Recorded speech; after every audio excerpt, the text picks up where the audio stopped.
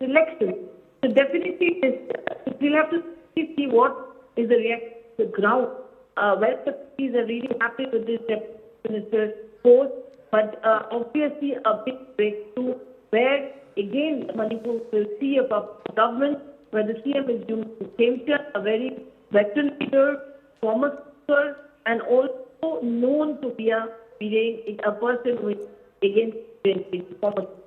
Right, Kamalka, stay with us. Just to recap for our viewers, this is another big development, as Kamalka is also pointing out. Nemcha Kipgen, a Kuki-Zo MLA from the Kangpokpi area, is likely to be appointed the Deputy Chief Minister. So you will have she will be the first woman and the first Kuki-Zo to hold that coveted post of Deputy Chief Minister. Also, what we are learning is that another Deputy Chief Minister is likely to be from the Naga People's Front, the BJP's alliance partner. So, Kamalka, clearly a lot of calculations going into these appointments, the Deputy Chief Minister and the Chief Minister, to ensure that the communal turbulence is kept in check. Definitely, Naga and then the Kukis, specifically the Meitei and the Kukis. And let me tell you, Home Minister will be Govindas Kontajayam, who is also very important. He has very strong contender for the post of Chief Minister. His name was coming for the last 2 days. But Yumnam Khemchand actually will become the Chief Minister.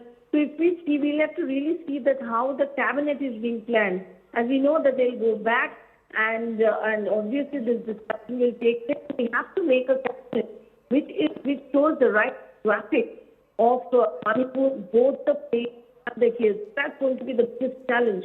Right. Because we know that how the two sides are divided.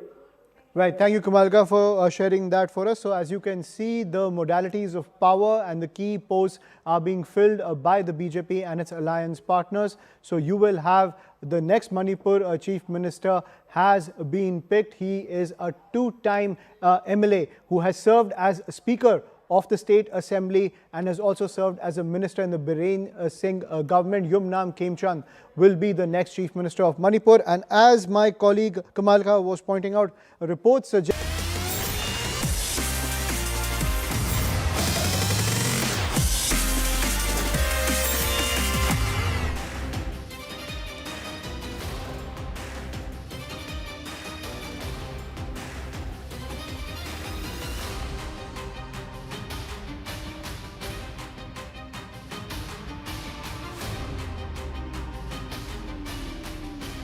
Hey there, a very good morning to all of you. You're watching Morning News at 7 a.m. I'm Akanksha Swaroop. I'm Kritsween Valia, and over the next 1 hour, we keep our sharp focus on the India-US trade agreement. There's a last late night meeting that took place between External Affairs Minister S. Jaishankar and his US counterparts. So details coming up in just a bit. First up, the top headlines.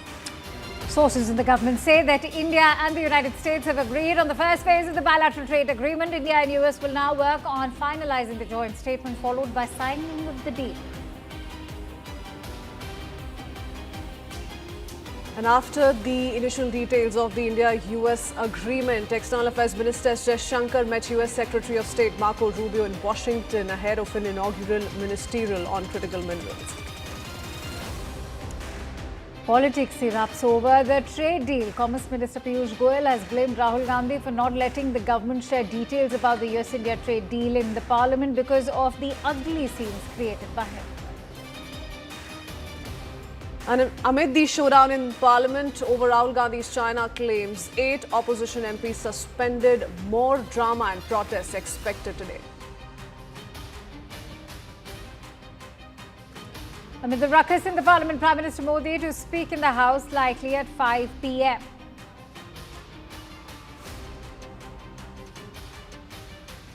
In other news, Air India Indigo wingtips collide on ground at Mumbai Airport with passengers on board. No injuries fortunately reported. DGCA probe underway.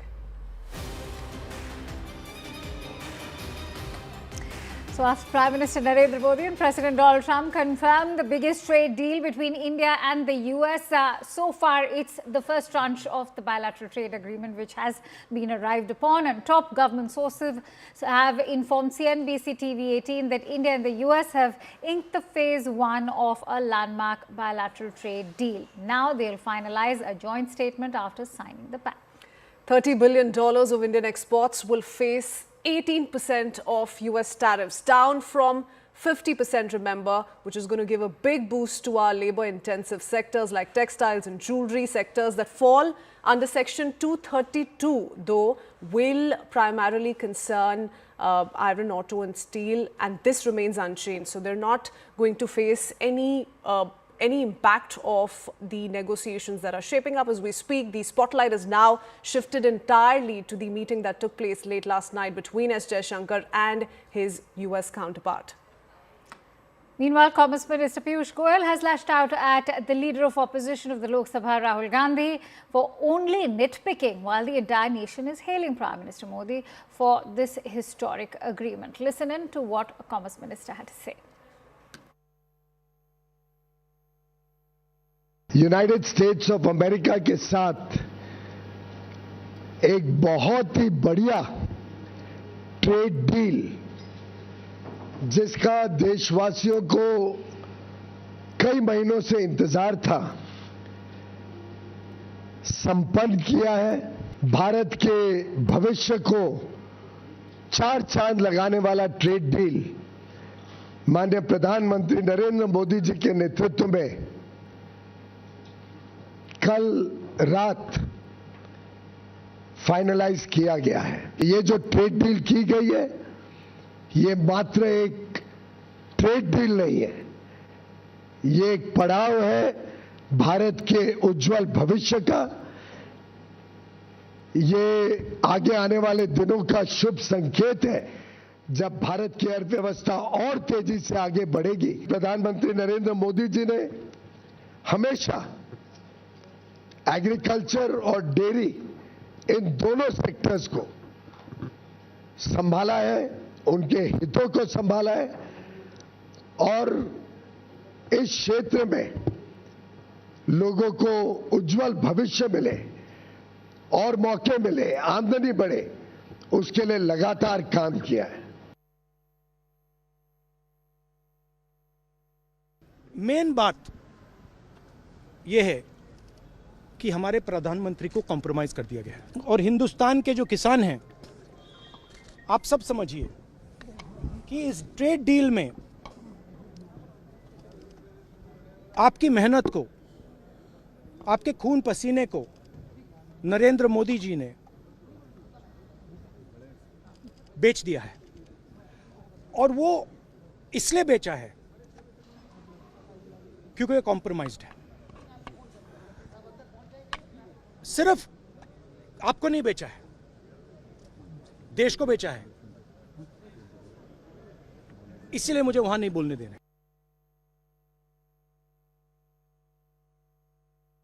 बड़ा दुर्भाग्य है कि राहुल गांधी जैसे नकारात्मक सोच रखने वाले नेता देश को आज गुमराह या भ्रमित करने की कोशिश कर रहे हैं। मैं घोर निंदा करता हूं राहुल गांधी जी की। झूठ और फरेब के नाम पे वो लोगों को गुमराह करना चाहते हैं। उनको देश की तरक्की से कोई लेना देना नहीं है। राहुल गांधी जी को क्या मिर्ची लगती है? राहुल गांधी जी को देश की प्रगति से नफरत है, और उनके साथ जुड़कर डीएमके पार्टी के नेता हो, तृणमूल के नेता हो, उन्होंने जवाब देना पड़ेगा देश की जनता को कि इस नकारात्मक सोच के पीछे वो क्या चाहते हैं। यहां तक कि कुछ दिन पहले तक विपक्ष के नेता भी हमें पूछ रहे थे कि कब होगा यूएस डील, और मैं हैरान हूं, ये डबल स्टैंडर्ड्स जो राहुल गांधी जी बार बार दिखाते हैं।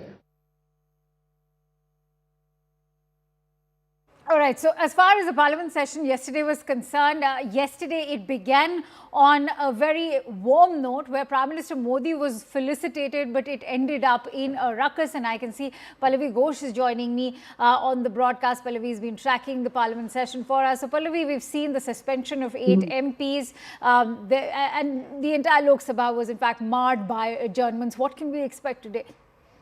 See, first of all, I think there's going to be an objection which will come in from the opposition parties. And why is it that the Commerce Minister made a statement outside the Parliament? Why was that statement on the Indo-US trade deal not made inside the floor of the House? But I think Piyush Goyal has got that covered because he did not make a mention to that repeatedly, that I would have ideally want to make it inside the Parliament.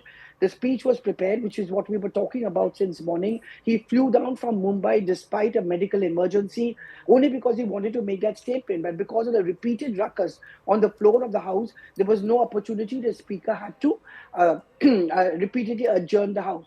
So what's going to happen today? First of all, as we all know, Rahul Gandhi has written a letter to a Speaker. He's saying that this is a denial of democracy where he was not allowed to speak as an LOP. This is something which I think the Congress party is going to take it up even more. The suspended MPs have made up their minds that they're going to protest. They're going to sit in protest outside the Makar Dwar. I think the mood within the Congress doesn't matter if all of us are suspended, because they are going to make this up and build this up as a death of democracy and also vindication of their earlier claims that the opposition parties are not allowed to speak on the floor of the House. I wouldn't be too surprised, Akanksha, if I find that during the Prime Minister's response to the motion of thanks, they do create hangama on the floor of the House. There could be concerted efforts being made to ensure that the Prime Minister is not about to speak. That's an apprehension as far as the Treasury benches are concerned. And in the meanwhile, given the noises that we've seen, not just from inside the Parliament, Pallavi, otherwise as well, we've seen several in the opposition come out to raise question, hurl the surrender jibe at the government for the trade agreement that we've heard of so far. The government, as per sources, has come out to clarify some of these details being shared by the opposition in trying to draw a narrative. Would you want to quickly come in on that and tell us how the story is So, Christine, so we have very categorically been told by government sources that, for example, there are certain agro products which are not really extensively manufactured in India. We were given an example of almonds. Now, if American almonds are coming into India, it doesn't really hurt Indian farmers.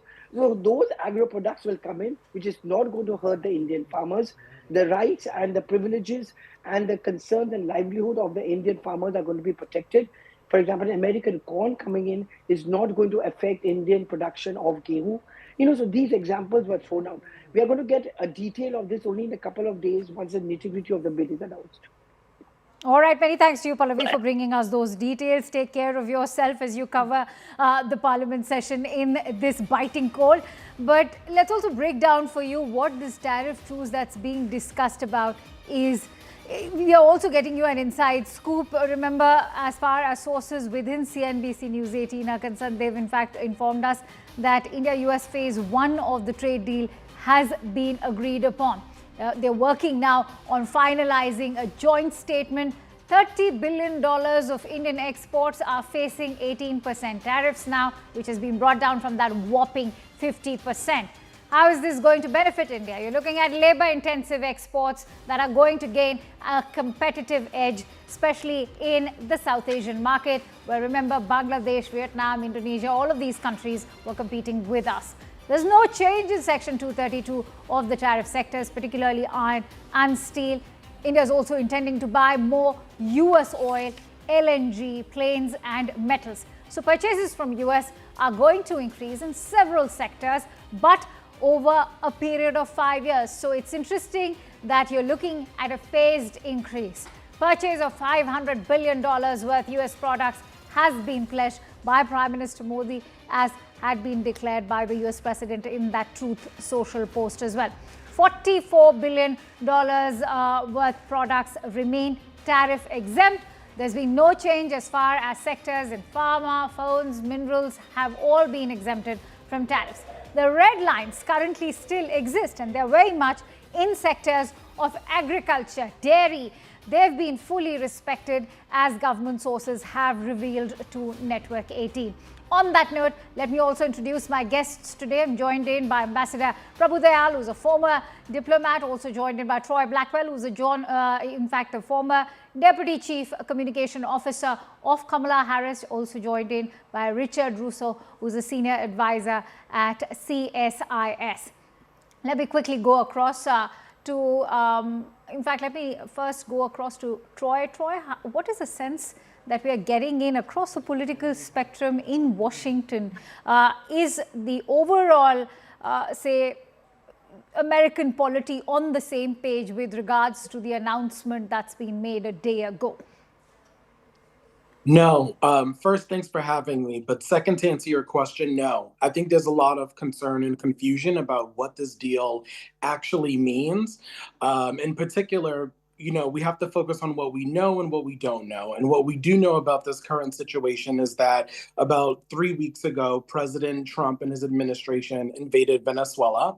They have taken over the oil reserves. And I feel like that this is what this is about, right? This is an attempt to get Prime Minister Modi to divest from getting oil from Russia, but I don't think it has anything to necessarily do with Ukraine. I think it really has to do about building up the oil reserves in Venezuela. But it's a very tricky situation because the oil reserves in Venezuela have been dilapidated. It's going to take about a decade before they can actually be fixed. And so it's also not cost effective for the Indian government.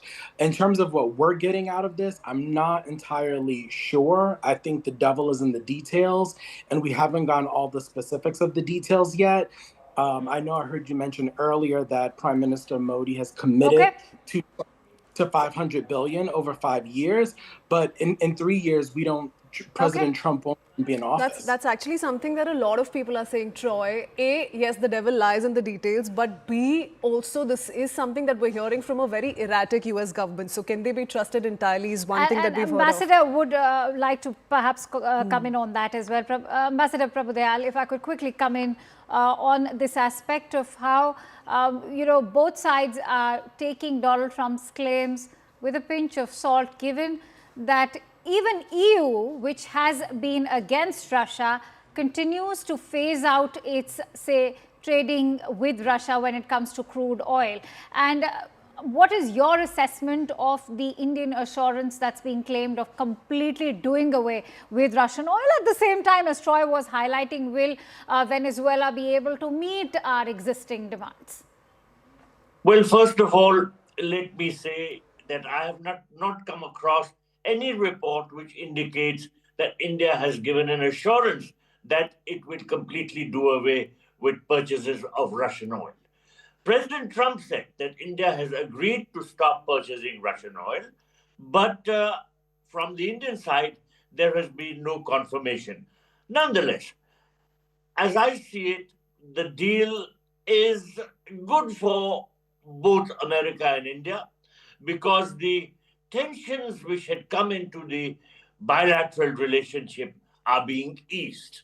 We can now work towards strengthening various aspects of the relationship, including, of course, the strategic partnership. Then, of course, I think it's a win-win situation for Indian exporters and American consumers, because if tariffs on Indian exports to the United States come down from 50% to just 18%, then naturally Indian exports will go up. And this has led to the Indian exporters breathing a sigh of relief. They were very concerned earlier, but now with the tariffs coming down, they are very relieved. Then, of course, the price line in America will come down, so the consumers there will also stand to benefit. Nonetheless, there are various things which still need to be clarified. I want to see what the details emerge in the deal. The previous speaker was absolutely right when he said that Venezuela's oil industry is completely decimated, and it will take a lot of effort to restore it. For Venezuela to export oil to replace the oil that was coming from Russia will take a long time because So, Prithvi, I also want us to touch upon this very critical minerals ministerial meet that's taken place. We should also keep our focus on that. And I'd like your thoughts and, of course, take it forward with Troy and Ambassador as well. I mean, a lot of expectations were set on that particular meeting, Troy, with regards to the trade agreement, the conversations that are shaping up, the first set of details that have been announced by President Donald Trump. We've seen a confirmation of the same by Prime Minister Narendra Modi, but not to the extent that the president has gone about detailing what India will do. How do you look at that? Instead of letting officials handle the fine print, Donald Trump chose to lay out the terms himself. And like I said, Prime Minister Narendra Modi, Troy, is not confirmed to all of those details shared by President Trump. Your thoughts on that? And of course, the interaction that took place between External Affairs Minister S. Jaishankar and his US counterpart, Mr. Rubio, last night. You're right about that. And I think that when we look at the situation, I think Prime Minister Modi is doing what is best for his country, which is that it's not cost effective, this deal that he has with President Trump. For starters, the relationship and the way that President Trump is going about the U.S.-India relationship is, one, not how you treat a friend. But number two, it's just not cost effective. Right now, the oil that India is getting from Russia is at $16 US a ton, whereas the oil that is being proposed that would eventually come from Venezuela would be at $61 US a ton. So it's just not cost effective. So I would start there. And so I think that's where Prime Minister Modi's focus is in terms of whether or not he's going to actually specify how much he's going to give in this deal. I don't foresee that. I don't foresee him being pulling out of the deal that he has with Russia. I also know that there's been some disagreements, in terms of around Ukraine. Something that I think is going to happen from the American perspective is that I know that Prime Minister Modi has this digital service tax that he's trying to eventually implement.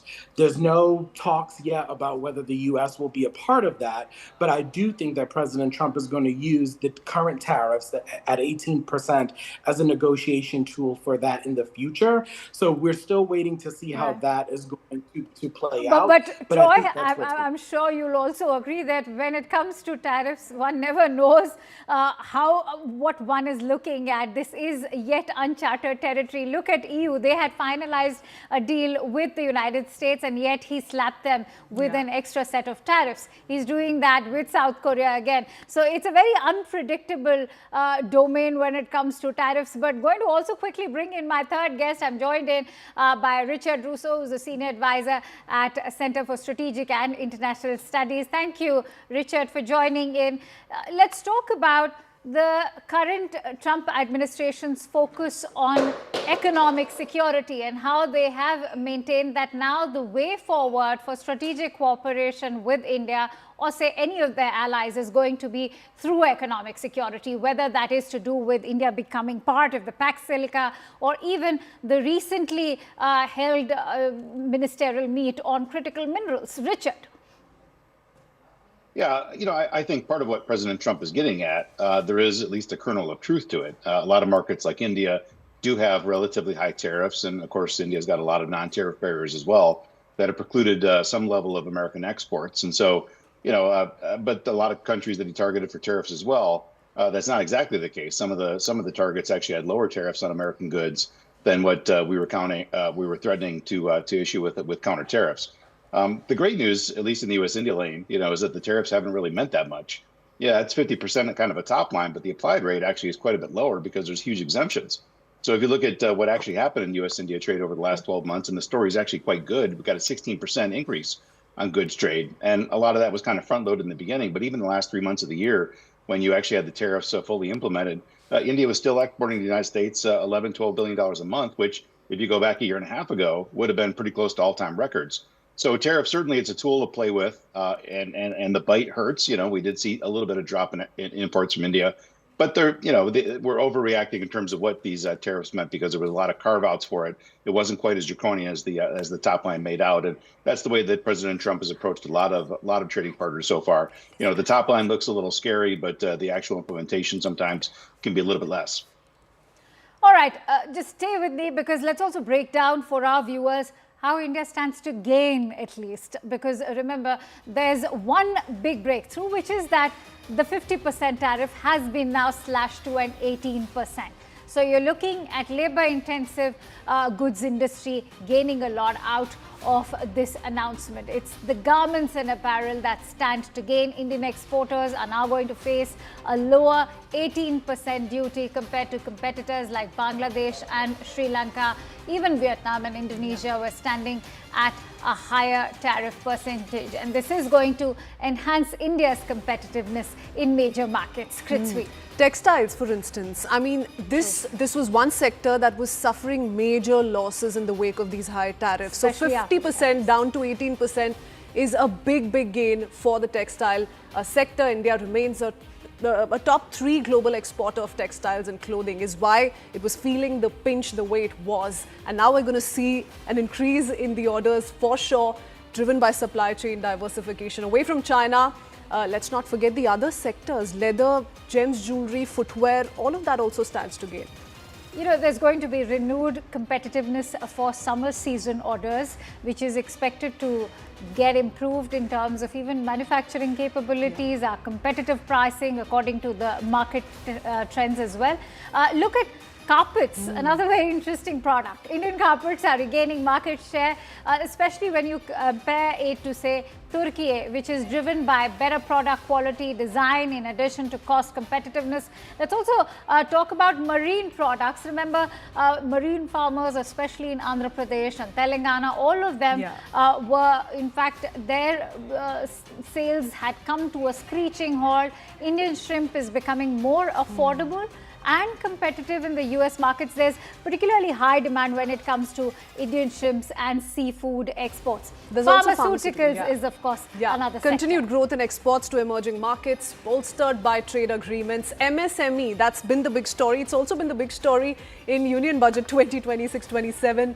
Electronics, eased regulations, incentives, they're going to be boosting export competitiveness for small-scale electronic component manufacturers. And this is also as per trends that have been reported in engineering goods. So all of these, you know, are patterns that are likely to emerge going forward. You're also expecting relief for exporters in auto components and electrical equipment with strong growth projected this year itself per data. Now, China factor. This is one factor we really need to actually factor in, because Indian goods are gaining a competitive edge over Chinese products. China, remember, also remains at a higher tariff level, particularly when it comes to textiles and apparel. On that note, I want to quickly bring in Ambassador Dayal, who continues to stay with us, as do the other guests. Ambassador Dayal, you know, this announcement arrived on a day which was very interesting, because the Chinese envoy to India, Ambassador Xu Feihong, had a very interesting message to deliver.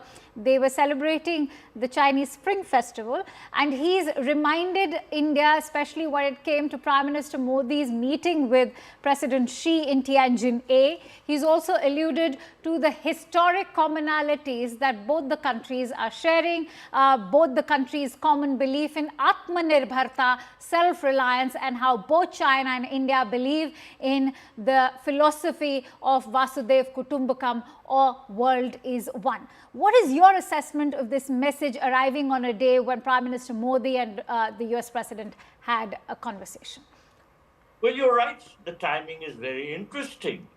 Everybody had noted the fact that President Trump's statement came less than a week after India and the EU had concluded an enormous trade deal.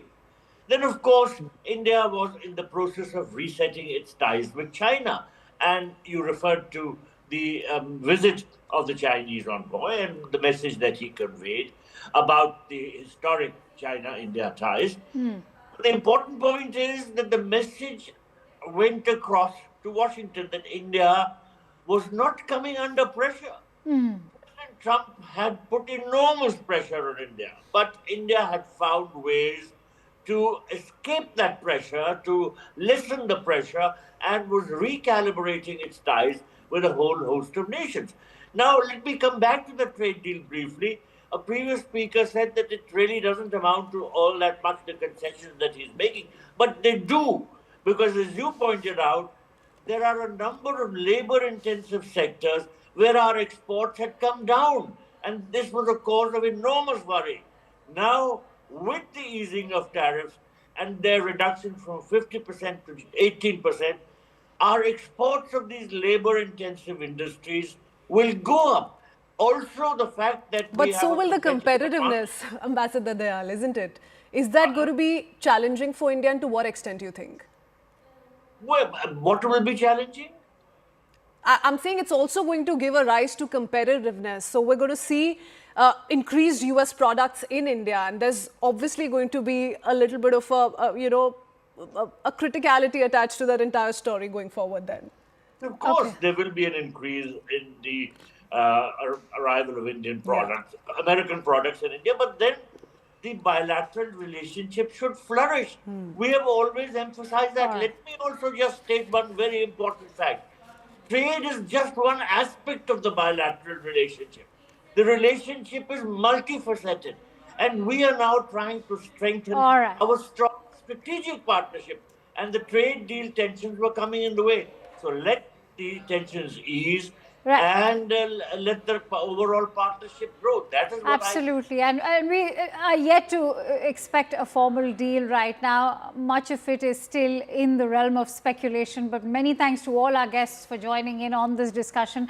Now, remember, on one hand, you've had the MAGA base, which has, of course, been drawing the line in the sand about how there should be greater pressure being mounted on India in terms of these tariffs. But on the other hand, you also have the Indian American community, which has been rallying for Washington and New Delhi to finally arrive on the same page. And so CNN News 18 has been bringing you all those voices. Let's listen in to what Nisha Biswal, one of the entrepreneurs from the United States, has had to say.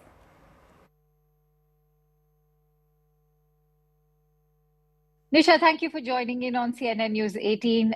You've, of course, welcomed the trade agreement, which is yet not a deal. And you've also focused on how much will rest on the implementation of it. Why do you say so? Well, first of all, great to be with you. Look, it's an exciting moment in time right now after nearly a year of watching U.S.-India ties be strained because of the trade tariffs.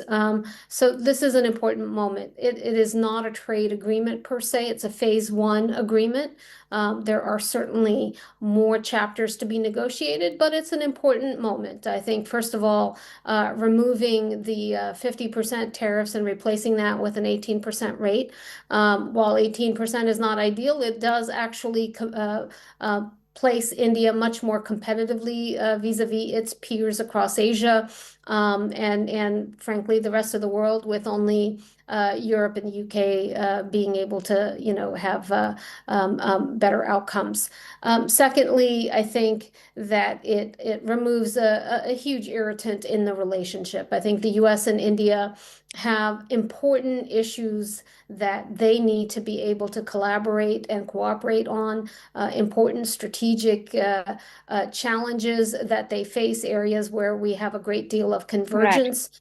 And so this removes an irritant and allows that cooperation to continue. And I think it's a really positive sign that Minister Jaishankar is here in Washington this week for the Critical Minerals Summit, where both India and the US and many of our partners across Europe are facing some serious challenges from Chinese dominance in the critical mineral supply chain. So I look forward to that resumption of US-India cooperation. It's very interesting that you talk about the critical minerals ministerial meet being presided over by the US Secretary of State, Marco Rubio. India has one of the largest reserves in the world, but lacks the technology to refine it. The US also has its set of reserves. So how can India and the United States join hands, especially when it comes to challenging the Chinese dominance when it comes to rare earth minerals, which, as we all know, are playing a very crucial role in securing supply chains in defense equipment, AI, semiconductors, etc.? Absolutely. And let me just tell you, here at the Asia Group, where I'm a partner, we are facing with our clients these kinds of questions all the time. As you see that critical mineral supply chain challenges have really grappled, obstructed the automotive sector, semiconductors, as we look at the AI boom, having that secure and reliable supply of critical minerals is so important to our defense and security establishment, but also to our economies. And I can tell you from my time at the Development Finance Corporation that some of the issues that companies grapple with is Chinese market manipulation of critical minerals, so that when you have investment from other countries to try to support processing and diversification of processing and diversification of supply chains, China is able to intervene because it controls so much of the supply to manipulate the market to make it really difficult for investors to be able to invest and for operators to be able to operate. And so I think what the summit is going to do is look at, bring together like-minded nations and look at these problems and talk about, what are some of the things that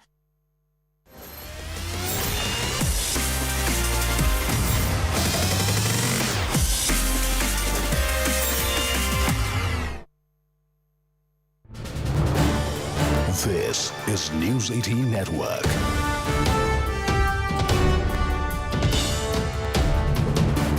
India's largest news network. And shifting focus, some more breaking news. This is coming in from the state of Manipur. Yamnan Khemchand will be the next chief minister of Manipur. After years of president's rule, he was elected to the Manipur Legislative Assembly from the Singjamai constituency in both 2017 and 2022. He's a two-time MLA. He also served as the Speaker of the Manipur Legislative Assembly from 2017 to 2022. In 2022, he was also appointed as a cabinet minister in the second Biren Singh government. So after a lot of political turmoil, now the new chief minister of Manipur has been picked, a former speaker, a former minister in the state government, and a two-time MLA. Yamnan Khemchand will be the next chief minister of Manipur. So some semblance of political stability coming to the fore in the state of Manipur after so much strife and president's rule. I'm joined by my colleague Kamalka Sengupta on the broadcast. Kamalka, decode the calculation beyond when it comes to the appointment of Yamnan Khemchand.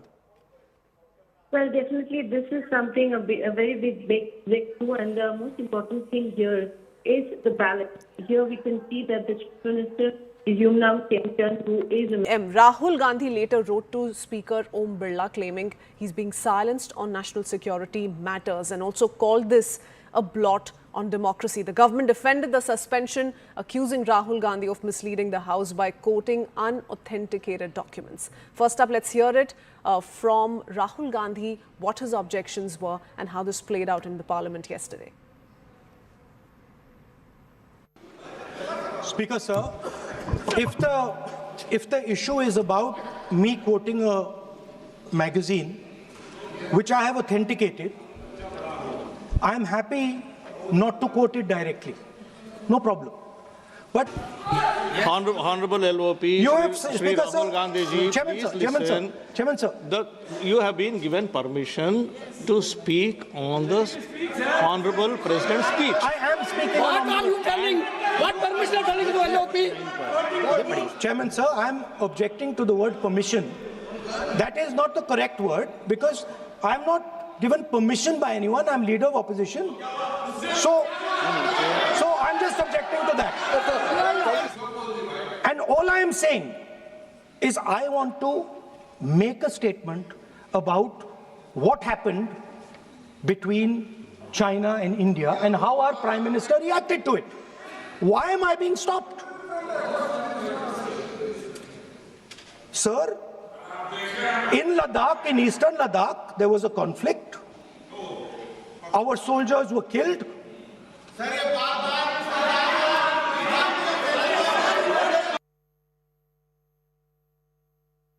It's very unfortunate that Parliament is being treated like this by Mr. Modi and Amit Shah. They wanted to demolish the parliamentary procedures. They are not allowing the leader of opposition to speak in the parliament. Whole day yesterday, his speech was not allowed. 4 hours his time was allotted for Congress party. He was not allowed to speak. 100%, 100%.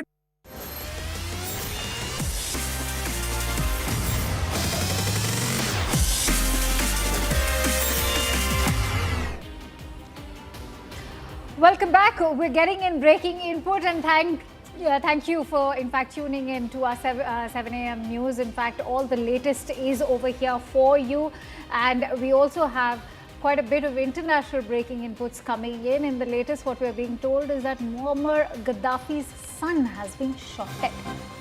In more details that have come in, Saif al-Islam Gaddafi, son of Libya's late leader Muammar Gaddafi, was killed by armed gunmen who stormed his home. Once seen as his father's potential successor, he faced a warrant from International Criminal Court for alleged crimes against humanity and had also planned a presidential run before elections were postponed. The attackers disabled surveillance cameras. Their identities remain unknown. Reports also indicate that Saif had previously ignored warnings about security risks. That's the latest coming in. Akanksha, it's a big update that's coming in. Ignoring some safety warnings is what we're learning in the past. But if we just go by details, Saif also remained a prominent and polarizing figure in Libya's political scape. So, and what's in fact important to remember over here, Kritsween, is that in 2015, a Libyan court had even in fact sentenced him to death in absentia. So right now we do not know what exactly is the reason behind his killing. The motive behind that killing remains unascertained, but it is indeed a big news story coming in because as we all know, he is the son of Muammar Gaddafi, and Gaddafi's own rule was checkered in, say, a very controversial kind of a past. He was somebody who believed in Arab nationalism, even a bit of socialism, and his rule was in fact marked by also belief in direct democracy. Yet it was also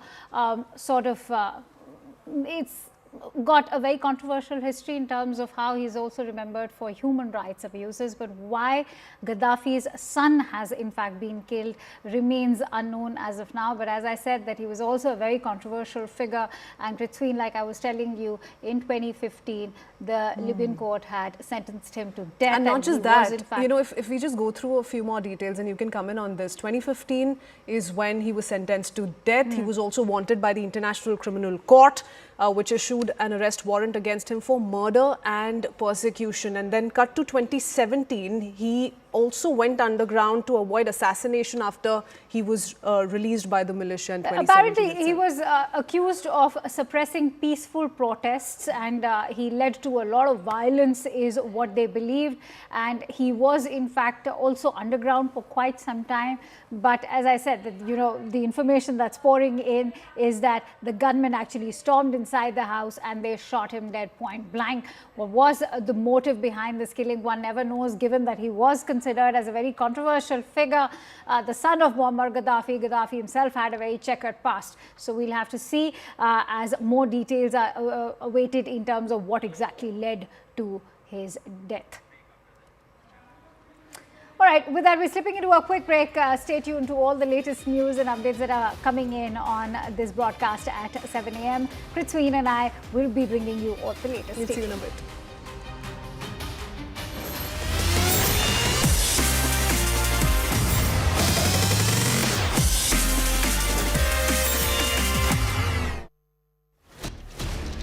Inside details that are now being revealed to us by top government sources. CNN News 18, your channel viewers, the one which has always kept you ahead on this story, that no compromises will be made on the interests of Indian farmers and dairy-sensitive sectors. These sectors will remain protected, and that's a commitment that this government has made to the electorate and to all those constituencies who are involved in these sensitive sectors. Be buying oil from non-sanctioned entities only. The discounts on Russian oil had come down substantially in the last year or so, since Rosneft and Lukoil, the two biggest Russian oil producers, was sanctioned internationally, it just didn't make sense to buy Russian oil anymore. This is News 18 Network.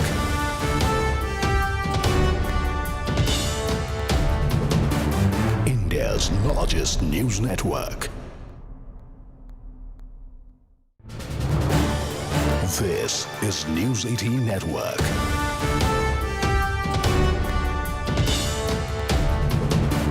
India's largest news network.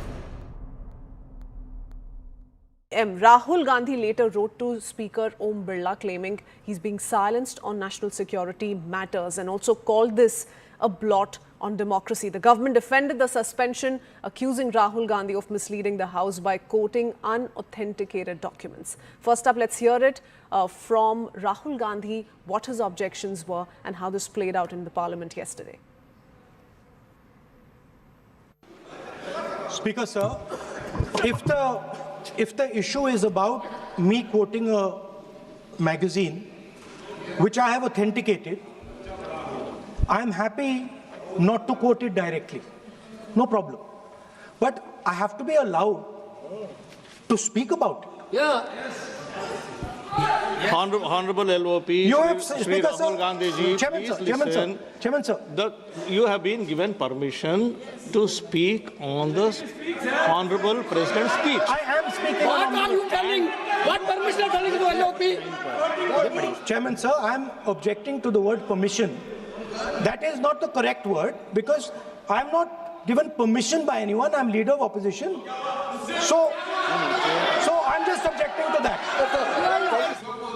And all I am saying is I want to make a statement about what happened between China and India and how our Prime Minister reacted to it. Why am I being stopped?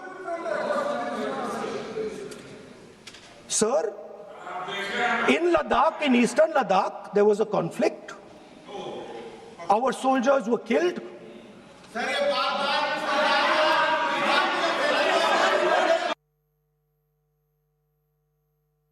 It's very unfortunate that Parliament is being treated like this by Mr. Modi and Amit Shah. They wanted to demolish the parliamentary procedures. They are not allowing the leader of opposition to speak in the parliament. Whole day yesterday, his speech was not allowed. 4 hours his time was allotted for Congress party. He was not allowed to speak. 100% it's wrong. जब तक उन्होंने बिल्कुल हमें प्रवोक नहीं किया, हम तब तक अंदर नहीं गए. हम सुनते रहे, रिक्वेस्ट करते रहे, हाथ जोड़ते रहे कि please let LOP.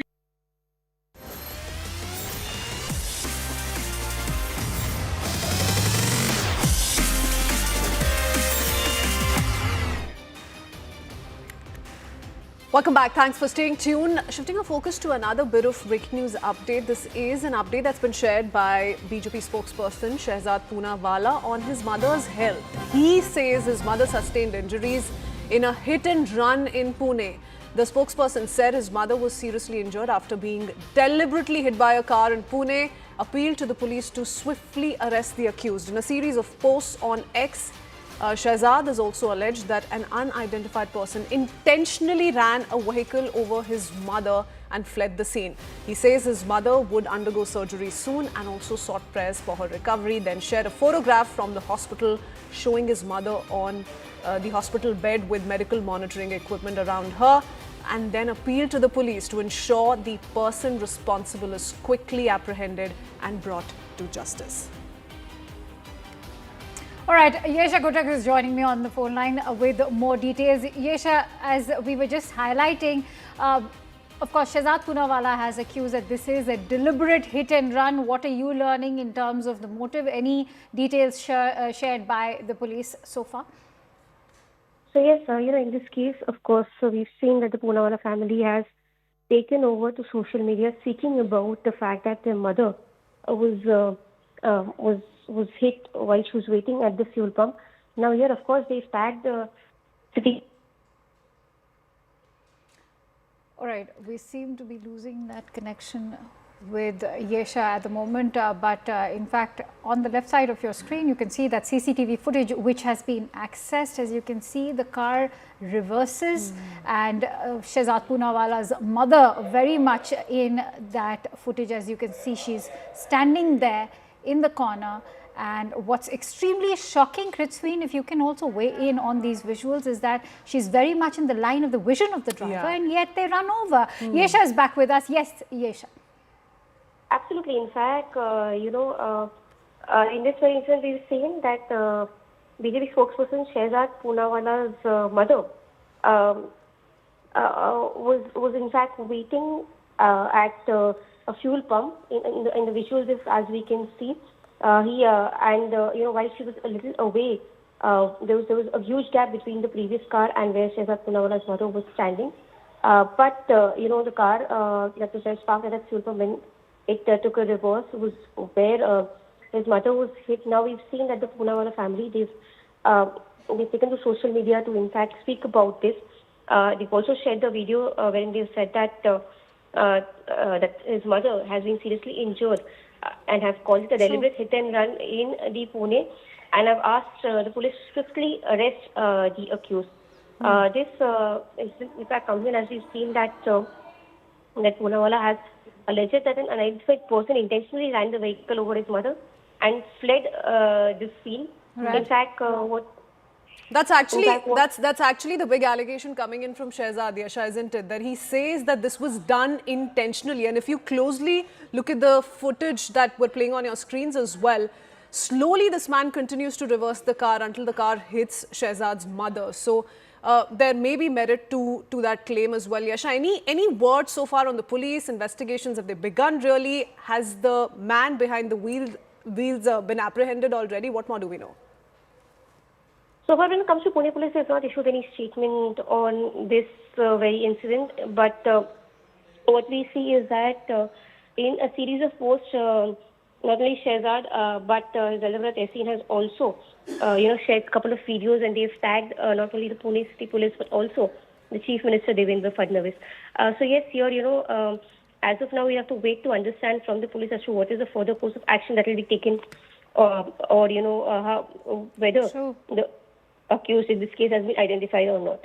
Yes. So, in fact, just to take our viewers through that post that has been shared by Shehzad Poonawala, he's in fact tagged the Pune City Police as well as the Commissioner of Police and Pune, Maharashtra Chief Minister as well, Devendra Fadnavis. He's also urged for people to actually send out prayers for his mother. It's in fact extremely sad that he's had to share that image of his mother who's all set to go through surgery. Perhaps that surgery is already done. Yesha, if you can also take us through Shehzad's mother's condition at the moment, given that in that photograph Shehzad had spoken about how she'll be undergoing surgery. Is the surgery done? What are you learning of her condition? So yes, when it comes to the condition of Shehzad's mother, as of now, she has been admitted to the hospital wherein she underwent a surgery. In fact, the details speak about how she had to undergo a hip surgery today. And as soon as the incident came in, she was admitted to the hospital. As of now, her condition is fine. She's recovering at the hospital. But when it comes to the Pune police, so far is to wait to issue the statement. The Poonawala family has gone ahead to issue the statement that the mother of Shehzad Poonawala is fine, and her vitals are fine, and she's been admitted to the hospital where she's recovering as of now. Okay, yes. Yesha, quickly just give us a lowdown of the series of social media posts that have been posted by Shehzad, because yes, he began by saying that this was done intentionally. That's one. What more has he said? Let's not forget he's the national spokesperson of the BJP. He's a political commentator, turns up for daily news programs, so on and so forth. But what's the pointed allegation that he's raising, and how does he want the police to sort of take this forward? Absolutely. So, in a series of posts that Poonawala has in fact put out on his social media, he said that an unidentified person intentionally ran his vehicle over his mother and fled the scene. In fact, he's also said that this was a deliberate attempt where she's been left seriously injured. Now, this incident took place late last evening as far as social media posts are concerned. In the next post, Punawala also said that his mother have to undergo surgery and was asking people, to pray for his mother. However, this incident has expressed the anger by the Punawala family, and they've asked city police to, in fact, act on this very incident as soon as possible. Absolutely. What is very shocking is that the Pune police has still not issued a formal statement with regards to what exactly happened over there. We await a formal statement coming in from the police, also sending in prayers of strength and speedy recovery for Shehzad Poonawala's mother. With that, it's a quick wrap from our end. Thank you so much for watching. Thank you. We'll see you in just a bit.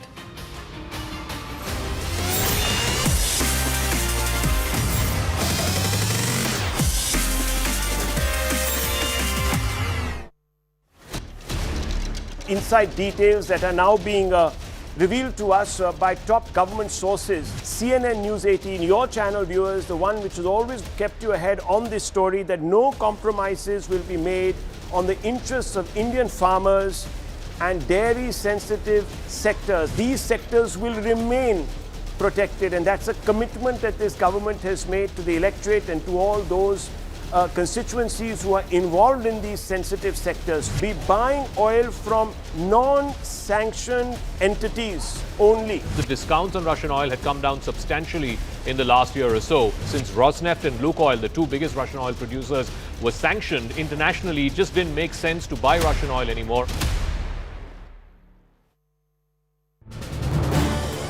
This is News 18 Network.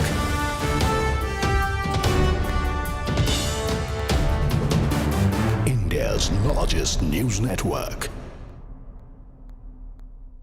Rahul Gandhi later wrote to Speaker Om Birla claiming he's being silenced on national security matters and also called this a blot on democracy. The government defended the suspension, accusing Rahul Gandhi of misleading the House by quoting unauthenticated documents. First up, let's hear it from Rahul Gandhi, what his objections were and how this played out in the Parliament yesterday.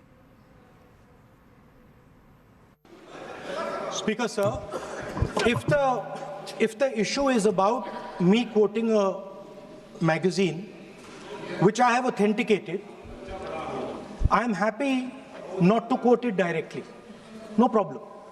But I have to be allowed to speak about it. Yeah. Honorable LOP, You have, Shri Speaker, Rahul sir. Gandhi ji, Chairman, please sir. Chairman, sir. listen. Chairman, sir. You have been given permission to speak on the Honorable President's speech. I am speaking. What are you telling? What permission are telling to LOP? Chairman, sir, I am objecting to the word permission. That is not the correct word because I am not given permission by anyone. I am leader of opposition. So I am just objecting to that. And all I am saying is I want to make a statement.